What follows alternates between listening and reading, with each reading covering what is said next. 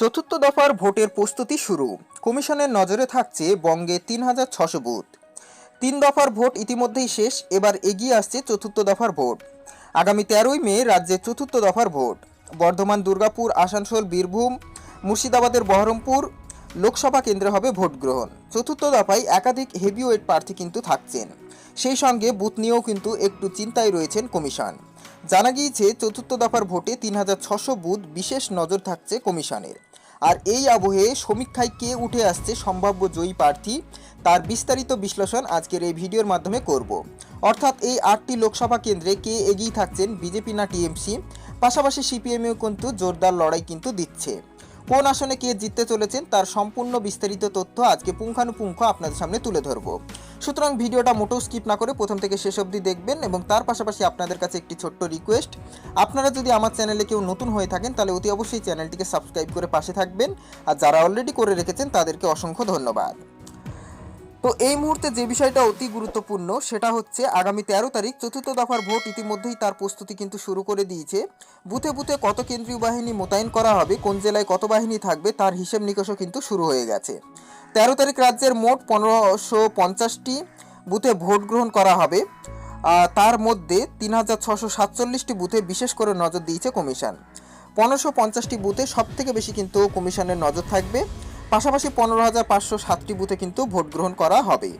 এই বুথগুলিকে স্পর্শকাতর বুথের তালিকায় কিন্তু ফেলতে চলেছেন তারা।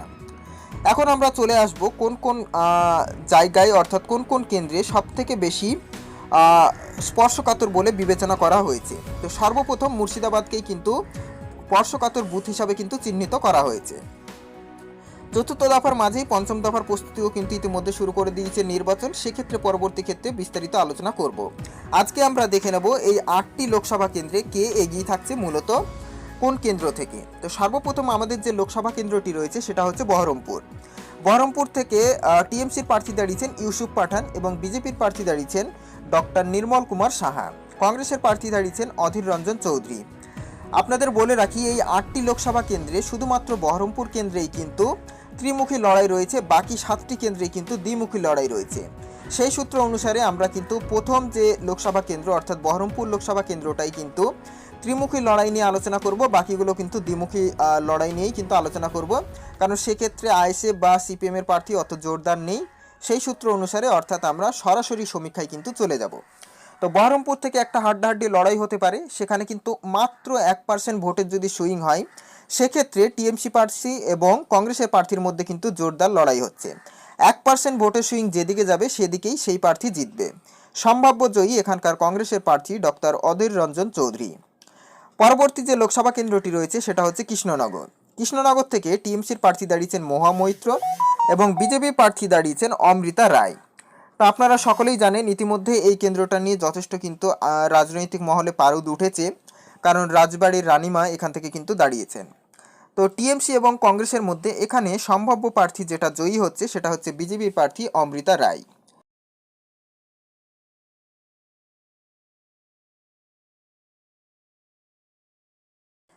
পরবর্তী লোকসভা কেন্দ্র যেটি রয়েছে সেটি হচ্ছে রানাঘাট। রানাঘাট থেকে বিজেপির প্রার্থী দাঁড়িয়েছেন জগন্নাথ সরকার এবং টিএমসির প্রার্থী দাঁড়িয়েছেন মুকুটমণি অধিকারী। তো এক্ষেত্রে একটি গুরুত্বপূর্ণ কথা আপনাদের বলে রাখি যে মুকুটমণি অধিকারী কিন্তু আগে বিজেপির এমএলএ ছিলেন, বর্তমানে তিনি টিএমসির সাংসদ পদের জন্য কিন্তু দাঁড়িয়েছেন এই কেন্দ্রটি থেকে। এই কেন্দ্রটি থেকে সম্ভাব্য জয়ী যে প্রার্থী সেটা হচ্ছে বিজেপির প্রার্থী জগন্নাথ সরকার। এখানেও কিন্তু একটা হাড্ডাহাড্ডি লড়াই হবে, তবে লড়াই হলেও বিজেপির প্রার্থী অনেকটাই কিন্তু এগিয়ে। বিধানসভা ভিত্তিক যে ফলাফল আছে সেটা দেখলেও কিন্তু অনেকটাই পরিষ্কার। পরবর্তী যে লোকসভা কেন্দ্রটি রয়েছে সেটা হচ্ছে বর্ধমান পূর্ব। বর্ধমান পূর্ব থেকে বিজেপির প্রার্থী দাঁড়িয়েছেন অসীম কুমার সরকার এবং টিএমসির প্রার্থী দাঁড়িয়েছেন ডক্টর শর্মিলা সরকার। তো এখানেও 1:1 লড়াই কিন্তু হবে এবং এখান থেকে সম্ভাব্য জয়ী যে প্রার্থী সেটা হচ্ছে ডক্টর শর্মিলা সরকার, টিএমসির প্রার্থী। অর্থাৎ বর্ধমান পূর্ব থেকে কিন্তু টিএমসির প্রার্থী সম্ভাব্য জয়ী, অর্থাৎ সমীক্ষায় যেটা উঠে আসছে। পরবর্তী লোকসভা যে কেন্দ্রটি রয়েছে সেটা হচ্ছে দুর্গাপুর। দুর্গাপুর থেকে বিজেপির প্রার্থী দাঁড়িয়েছেন দিলীপ ঘোষ এবং টিএমসির প্রার্থী দাঁড়িয়েছেন কীর্তি আজাদ। তো এই কেন্দ্রটিতে কিন্তু লড়াই হবে হাড্ডাহাড্ডি, অর্থাৎ দুজনের মধ্যে যথেষ্ট কিন্তু একটা রাজনৈতিক চাপানোতর আছে। সেই সঙ্গে কিন্তু লড়াইটাও হবে হাড্ডাহাড্ডি, অর্থাৎ এখানে 1% ভোটের সুইং যেদিকে যাবে সেদিকেই কিন্তু জেতার চান্স বেশি থাকবে। তবে এখান থেকে সম্ভাব্য জয়ী বিজেপির প্রার্থী হচ্ছে দিলীপ ঘোষ। দিলীপ ঘোষ কিন্তু দুর্গাপুর থেকে সম্ভাব্য সিটটি কিন্তু জিততে চলেছেন। পরবর্তী যে সিটটি রয়েছে সেটি হচ্ছে আসানসোল। এখান থেকে টিএমসির প্রার্থী দাঁড়িয়েছেন শত্রুঘ্ন সিনহা এবং বিজেপির প্রার্থী দাঁড়িয়েছেন সুরিন্দর সিং আলুওয়ালিয়া। প্রথমে পবন সিং দাঁড়ালেও পরবর্তী ক্ষেত্রে কিন্তু তিনি তার প্রার্থীপদ তুলে নেন এবং যার ফলে অনেকটাই কিন্তু বিজেপি এখান থেকে পিছিয়ে আছে। এখান থেকে সম্ভাব্য জয়ী টিএমসির প্রার্থী হচ্ছে শত্রুঘ্ন সিনহা। পরবর্তী যে লোকসভা কেন্দ্রটি রয়েছে সেটা হচ্ছে বোলপুর। বোলপুর থেকে টিএমসির প্রার্থী দাঁড়িয়েছেন অসিত কুমার মাল এবং বিজেপির প্রার্থী দাঁড়িয়েছেন প্রিয়া সাহা। তো এখানেও একটা মোটামুটি যথেষ্ট ভালো লড়াই হবে এমনটাই কিন্তু মনে করছে রাজনৈতিক মহল এবং বিভিন্ন বিশ্লেষক। এখান থেকে সম্ভাব্য জয়ী যে প্রার্থী সেটা হচ্ছে টিএমসির প্রার্থী অসিত কুমার মাল সম্ভাব্য জয়ী সমীক্ষায় কিন্তু উঠে আসছে। পরবর্তী যে লোকসভা কেন্দ্রটি রয়েছে সেটা হচ্ছে বীরভূম। এই বীরভূমেই আপনারা জানেন যে অনেক ইতিহাস কিন্তু আছে টিএমসির অর্থাৎ কেষ্টকে নিয়ে। তো সেই সূত্র অনুসারে এবারে কিন্তু টিএমসির প্রার্থী দাঁড়িয়েছেন শতাব্দী রায়, উনি আগেরবারও দাঁড়িয়েছিলেন, এবং বিজেপির ক্যান্ডিডেট দাঁড়িয়েছেন হচ্ছে দেবতনু ভট্টাচার্য।